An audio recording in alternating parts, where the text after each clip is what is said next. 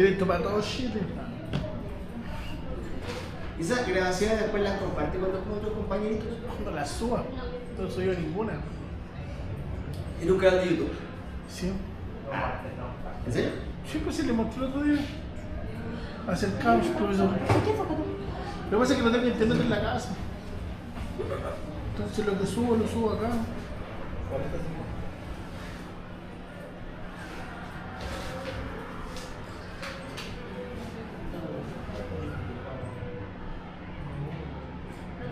¿Para verme en YouTube? Uy, ¿quién es? Ah, soy yo. Oh, soy yo. Oh, se me había visto. Me doy vergüenza a mí mismo.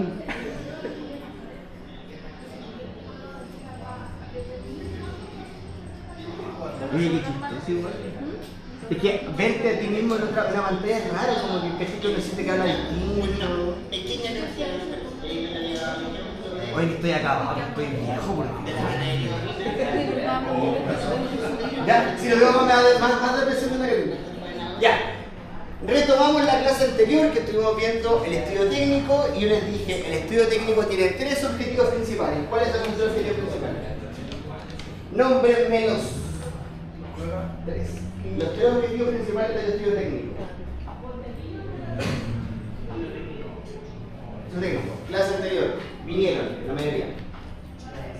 Tres.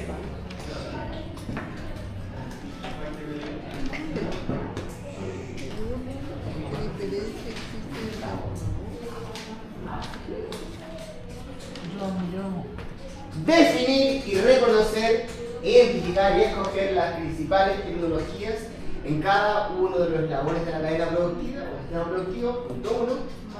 El segundo, definir el tamaño óptimo del proyecto. Y el tercero, definir y establecer la ubicación. Esto yo creo que ya lo habían anotado en la clase pasada. Espero. Tecnologías, tamaño y ubicación. Y para eso, por ejemplo, para establecer las tecnologías, yo les decía que tenemos dos herramientas útiles, visuales. ¿Cuáles eran? El diagrama de flujo, para establecer el paso a paso de el sistema productivo y en base a ese paso a paso poder escoger la tecnología más adecuada en cada punto. Y la otra era esa palabra en inglés que decían que no entendían, pero que también entendían. El layout o mapa predial, donde se establece una distribución espacial de las inversiones. Definimos cuáles van a ser nuestras inversiones y en el mapa predial establecemos el orden, la asignación de los espacios, ¿cierto? Esto en un mapa. Así vemos físicamente con el mapa predial y espacialmente la distribución, y en términos temporales vemos el proceso productivo a través del flujograma para poder establecer con ambas cosas cuál es la mejor decisión desde el punto de vista de las tecnologías. La cámara. Ven con la cámara ahí. Estoy puro sapeando. Tiene que decir ahora en el video. A veces dice para la próxima clase. Tengo que dejar broma guardar para cada clase. Sino que ya. Y yo también les comenté que había diferentes factores que inciden en el tamaño, ¿cierto? Y los factores más relevantes eran el acceso a insumos productivos y materias primas y mano de obra, la demanda potencial proyectada. ¿Qué era eso, la demanda potencial proyectada? Lo que potencialmente va a existir la demanda en el futuro, la demanda futura, ¿cierto? La diversidad productiva, las tecnologías de los equipos, que todo establecía una relación directa. A mayor acceso a tecnologías de más desarrollo, puedo manejar un sistema más grande, una superficie productiva mayor. Y finalmente el financiamiento era obvio. A mayor capacidad de inversión, puedo optar por un sistema productivo, ¿cierto? Sea cielo abierto, sea techado, que es mayor. Y llegamos hasta acá. Hablamos del método del VAM marginal. ¿Quién se acuerda? ¿A quién le quedó claro? ¿Quién me lo puede explicar?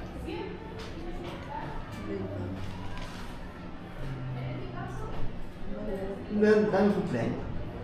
No, hicimos una completada de almuerzo. Ah, perfecto. ¿Qué era el método marginal? ¿Qué significaba? Dinero y número de Es un gráfico que establece una relación entre El valor actual, ¿no? claro, sí, esa es la definición, ¿cierto? Valor actual neto. Y me dice, ¿cuánto voy a ganar en relación al tamaño del proyecto, ¿cierto? Siendo este eje la ganancia y este eje el tamaño. Y decíamos que había un tamaño óptimo. Era como para no sobrepasarse de la cantidad de expansión del. Efectivamente, era una forma de poder establecer cuál es el tamaño óptimo, ¿cierto? Que no gigante quiere decir que hay más ganancias, sino que cuál es el punto óptimo. ¿Y cómo llegamos a esa conclusión? ¿Cómo definíamos el punto óptimo? ¿En base a qué? En base a los costos versus las ganancias. En base a los costos versus la ganancia. Nosotros decíamos, o el método marginal, para que lo recuerden bien, decía lo siguiente. El proyecto va a crecer sí y solo si una unidad productiva adicional o la unidad productiva adicional me genera igual o mayor rentabilidad que la anterior. Entonces yo le daba el ejemplo de los carros completos. Hasta 3 era rentable, después empezaba a disminuir cierto la rentabilidad. ¿Cuáles eran las causas? Una piscolita. ¿Cuáles eran las causas de este decrecimiento? Porque a más tamaño podría haber más o menor ingresos por cada unidad adicional. ¿Cuál es la explicación que le damos a eso? Échatela todo. Saturación del mercado. Saturación del mercado era un factor, bien. la competencia, La competencia, bien. la ubicación. Podría ser si un producto era estacional o no, ¿cierto? Que bajaba la demanda por el tema estacional, 3. Aumento de los costos de producción, 4. Y así. ¿Ya? ¿Cómo lo resumimos entonces? Que el proyecto va a crecer en la medida que ese crecimiento se traduzca en mayor o igual rentabilidad que la unidad anterior. Cuando empieza a decrecer por unidad, quiere decir que ya sobrepasamos el tamaño óptimo del proyecto.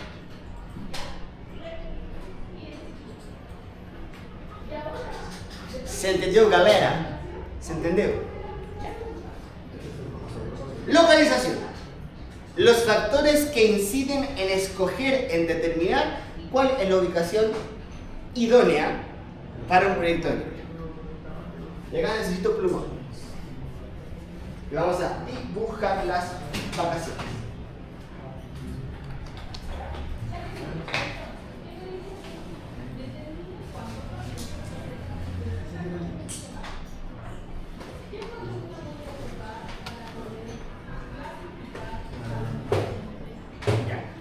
Hay diferentes factores que van a influir en cómo voy a escoger yo el proyecto, qué lugar voy a escoger para situar mi actividad productiva. El primero es la cercanía con el área de crianza o cosecha, es decir, donde voy a estar produciendo, ¿ya? Si ese lugar está cerca o no del lugar final, del lugar donde yo voy a vender mis productos, por ejemplo. Lo mismo que la cercanía con el mercado objetivo, y se los comenté en la clase anterior, en el fondo tiene poco sentido estar produciendo algo en Punta Arenas si un mercado objetivo es Arica, ¿cierto? Asociado a los costos de distribución, a los viajes, ¿cierto? Etcétera, etcétera. Entonces, mientras más cerca estoy de mi mercado, de mi consumidor final, menos voy a gastar en la distribución del producto, por ende es más idóneo. Además de la lógica de estar cerca de los grandes centros de consumo, Santiago, Valpo Viña y Concepción y sus alrededores, que son como los grandes centros urbanos de nuestro país. La tercera es básicamente decir factores edafoclimáticos. Cuando hablo de la potencialidad de la combinación de recursos bióticos y abióticos, es decir, básicamente suelo, clima, humedad, pH, el cultivo específico, etc. Es decir, que ese cultivo pueda crecer y desarrollarse de manera óptima en esas condiciones agroclimáticas y en ese tipo de suelo. Vías de comunicación y transporte. ¿A qué me refiero con eso?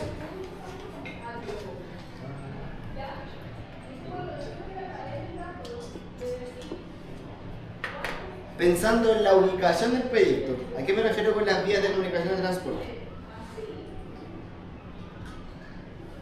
¿Qué se le ocurre?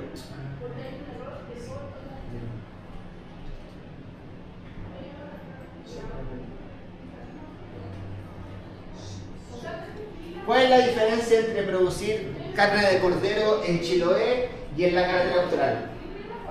Aparte del clima, el más clima. ¿Ah? La conectividad. Que no está faltando. Eso marca la diferencia. Aumenta la costo de producción, un lugar tan alejado como ese, ¿cierto? Que incluso a veces los caminos se cierran por eventualidades climáticas, sea mucho más complejo sacar los productos de ahí, ¿cierto? Más aún que por eso es tan caro comprarte una verdura en un lugar tan aislado, aparte de la distancia, es la conectividad. Hay lugares que ni siquiera pueden llegar por tierra, es o avioneta o barco. Y eso también, y eso es muy chileno, eso es muy del sur de Chile, hay muchos lugares que son así, muchísimos. ¿Cómo no van? ¿Cómo no van a tranquilidad?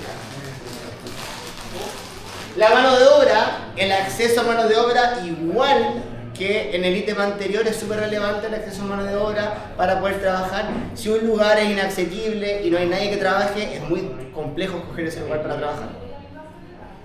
Legislación de impacto medioambiental, no puedo llegar a empezar a producir en un parque nacional, al lado de una urbe muy grande, cuando hay limitación de producción de olores, de sonido, ¿cierto? Legislación por uso de pesticidas, lo que sea. Todo tiene que estar en el marco de la legalidad y también en el entendido de que puede tener un potencial impacto negativo en el medio ambiente.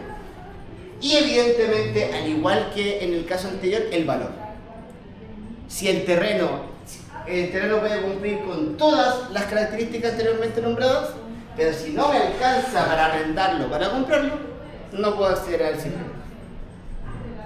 ¿Me siguen?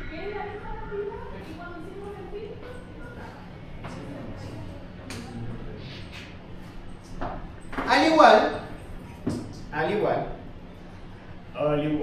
que el método del ban marginal, hay una forma de estimar la localización, ¿ya?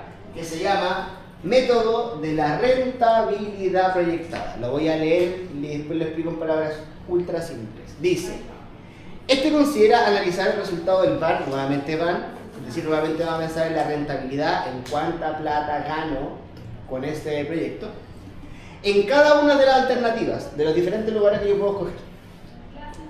Se procede a elegir aquella ubicación que reporte el mayor valor de flujo actualizado, es decir, el mayor flujo de caja, que genere mayor rentabilidad. Lo que conlleva a que esta elección te hará consigo la mayor rentabilidad o riqueza para el inversionista. Ejemplo. ¿Cuál es el lugar que más me gusta de Chile? Santiago, ya. A usted, ¿el lugar favorito de Chile? Coyhaique. A la colega. ¿Santiago? Pero no puede repetirse que sea bonito. ¿Cómo son Santiago? Porque Santiago es ni cae el que más me gusta. Piensen en otro lugar. Voy a inventar Pucón. ¿Se puso ubico Pucón? ¡Toma, Pucón! Yo le obtenía. Suena más simple. Santiago, Coyhaique, Pucón. no quiero cambiar, Melipeuco. ¿Conocen Melipeuco? ¿Dónde los papás queman? ¿Melipeuco? No existe. Melipeuco, Araucanía andina, cerca de la frontera con Argentina, la entrada a la Patagonia Argentina por Neuquén, maravilloso. Ya, tenemos 3 lugares potenciales donde yo voy a escoger que tengo la factibilidad de hacer un proyecto ahí. Coyhaique, Santiago y Melipeuco. ¿Cuál es el método de la rentabilidad proyectada? ¿Qué significa? ¿Qué intenta explicar? Esto es cortito. Voy a poner todos los factores anteriormente nombrados sobre la mesa y voy a ver cuál de estos 3 lugares es el que me deja la mayor rentabilidad. Por ejemplo, ¿cuánto es el costo en cada uno de estos lugares de la mano de obra? Mano de obra, mano de obra, mano de obra. ¿Cuál es el costo de distribución de mis productos desde este lugar? Distribución, distribución, distribución. ¿Cuánto me cuesta el terreno acá? Terreno, terreno, terreno, terreno. ¿Cuánto es el rendimiento que me hace cultivo en ese lugar específico? Que no va a ser el mismo porque son condiciones agroclimáticas distintas. Rendimiento, rendimiento, rendimiento. ¿Cuál es el valor del agua, de la luz, los costos fijos, por ejemplo? Algunos costos fijos, costos variables. Costos. Raya para la suma, raya para la suma, raya para la suma. ¿Cómo tomo la decisión, en base a este modelo, de cuál es el lugar que realmente voy a escoger? Es básicamente sumando y restando cuánto me cuesta producir ese producto en cada uno de esos lugares versus la rentabilidad que me da, es decir, resumido, ingresos menos egresos.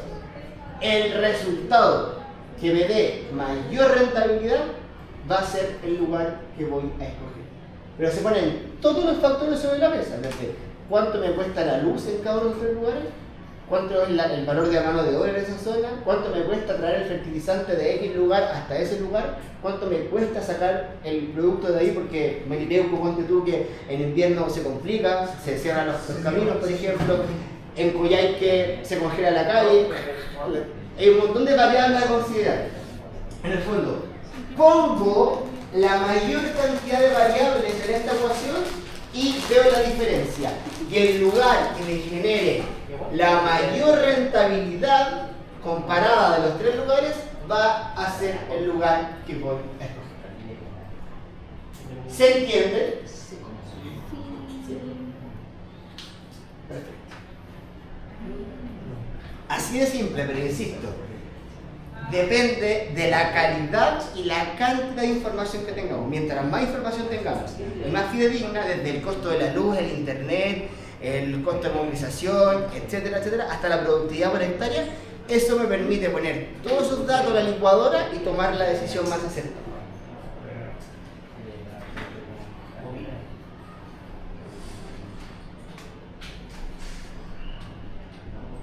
Y finalmente, lo último que hace el estudio técnico, una vez que ya escogimos las tecnologías para cada elemento del sistema productivo, para cada parte de la calle, ya escogimos el tamaño óptimo en base al marginal, ya escogimos el lugar en el que vamos a trabajar en base al método de la rentabilidad proyectada. Lo último que hacemos es sistematizar cuáles son las inversiones que vamos a necesitar. Y eso es básicamente establecer cuadros de inversiones, que son súper simples. Se los voy a explicar ahora. Cuadros de inversión.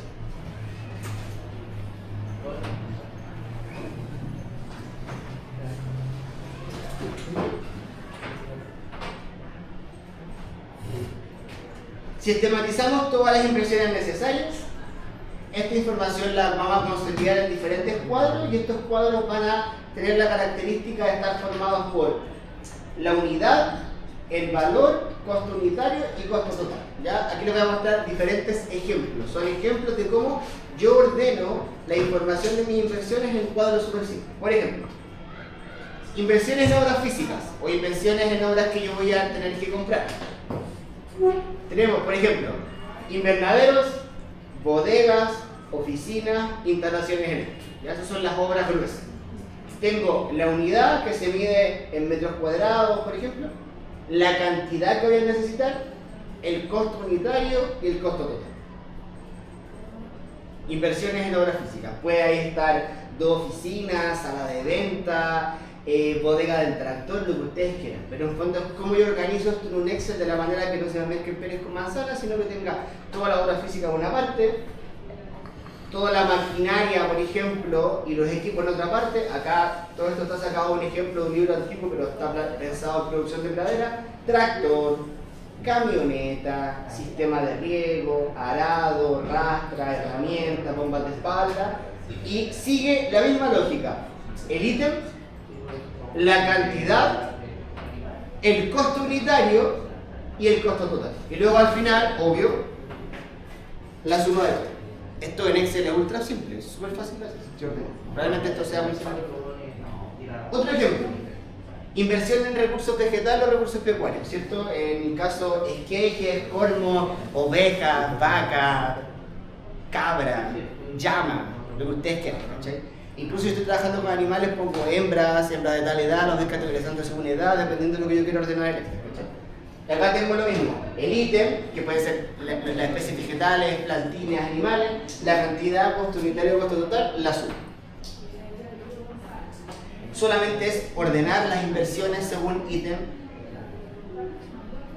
Inversiones complementarias, la caseta del guardia, los casinos, los baños, todas las cosas que complementan y son necesarias para la actividad productiva, pero que no están directamente relacionadas con la actividad productiva.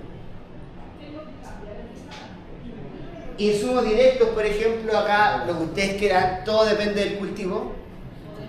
Fertilizantes como la urea, fosfato, nitrato, potasio, pesticida, todos los pesticidas posibles, depende del sistema productivo. La misma estructura, unidad en kilogramos, este es litro porque es líquido. Cantidad, costo unitario, costo total y la suma.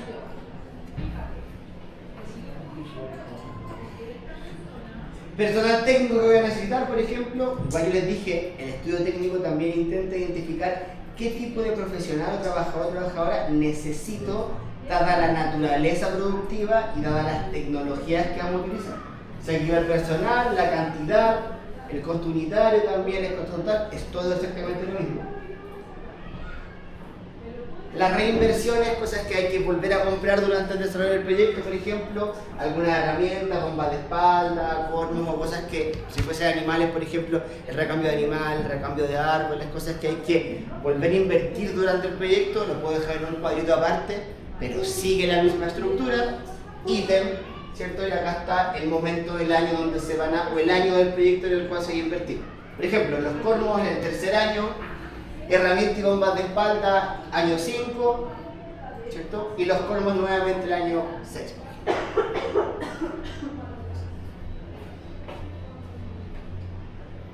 Y así sucesivamente, para cerrar este capítulo, lo último que hace, después de haber tomado todas estas decisiones, después de haber escogido cuál va a ser la tecnología, cuál va a ser el tamaño del proyecto, cuál va a ser la ubicación, es como simplemente trato de sistematizar de manera lo más ordenada posible la información de mis inversiones, de costos directos, costos indirectos, infraestructura, equipo, etcétera, etcétera, etcétera. ¿Dudas? ¿Se entiende? ¿Le hace sentido o estoy hablando de tonteras? Que también puede ser, pero eso es un poco lo que hace el estudio técnico, ¿ya? Buscar las tecnologías, determinar el tamaño, determinar la ubicación y sistematizar toda esta información en cuadros Excel que después, más adelante, nos van a servir para hacer todos los cálculos de el VAN y el TIL de manera súper simple. Eso es todo. Eso es todo, amigos.